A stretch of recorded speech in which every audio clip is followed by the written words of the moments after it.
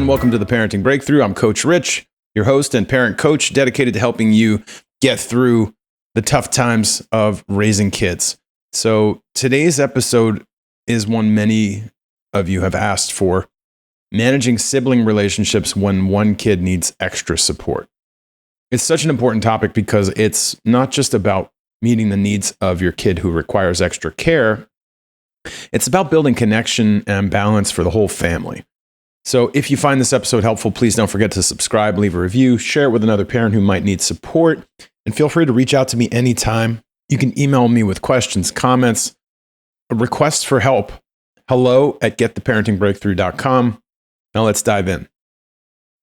Raising a neurodiverse kid or a kid with any kind of additional needs often means that much of your time, your energy, your attention is focused on managing their care.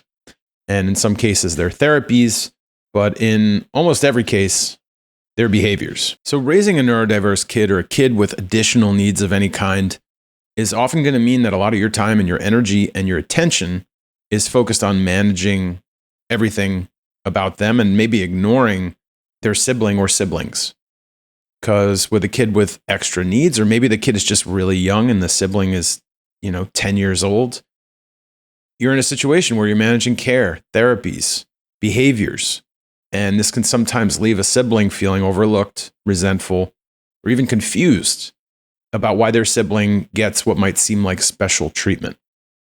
So today, I want to address this challenge with some practical tips for helping siblings understand what their sibling needs, finding ways to connect with each child as an individual, encouraging positive sibling bonds, and navigating sibling conflict and feelings of unfairness. So the first step in managing sibling relationships is helping your older or neurotypical kid understand what their sibling is going through.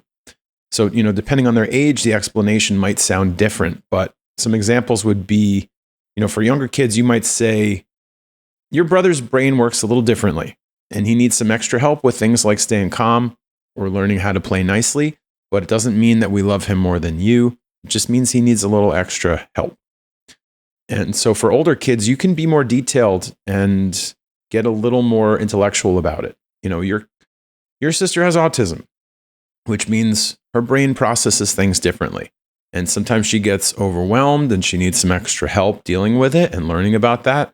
I'm here for both of you, but her needs can look different from yours. So let's talk about that. Do you have any questions, right? Open the floor and air it out. The goal is to build compassion without burdening that other sibling with the idea that they need to take on any kind of caregiver role or any kind of responsibility themselves, unless that's what they really want.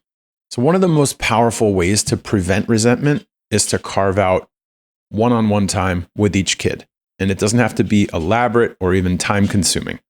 Just even 15 minutes of undivided attention can really make a huge difference. So a couple of ideas, for younger kids, play their favorite game, read a book together, do an activity that they love. And for older kids, let them pick the activity, whether it's going for a walk, playing a video game, going out for ice cream, whatever it is. The key is to be fully present. Put away your phone. Don't think about anything else. Just focus on them during this time. Encouraging siblings to bond can also help create a sense of teamwork and connection. So a few strategies you can use. One is to highlight shared interests. Are there things that both siblings enjoy? Is it building Legos? Is it playing a sport? Is it watching a favorite show? 2, celebrate wins together. When one child achieves something, make it a family celebration, make it a big deal. And this helps everyone feel included in each other's successes. And this can be especially important for the neurotypical or the older kid, where they're feeling a little bit neglected. When we find a moment where we can celebrate them, let's go for it.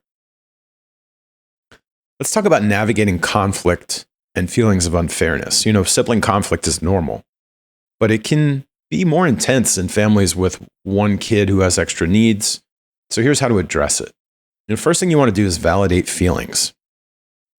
If your neurotypical kid says, hey, it's not fair that they always get to choose, you can acknowledge those feelings. Just say, I understand it feels unfair sometimes. Let's talk about it. How can we work this out together get collaborative on that and set some clear boundaries. Teach all your kids that everyone in the family deserves respect. Clear rules around hitting, yelling, taking things without permission should apply to everybody. And create fairness in different ways. Fair doesn't mean equal. It just means everyone gets what they need. So, for example, you might say, hey, your brother gets extra time with a therapist because he needs help with his emotions, but you can get some extra time with me when we read your favorite stories. Think about the bigger picture here.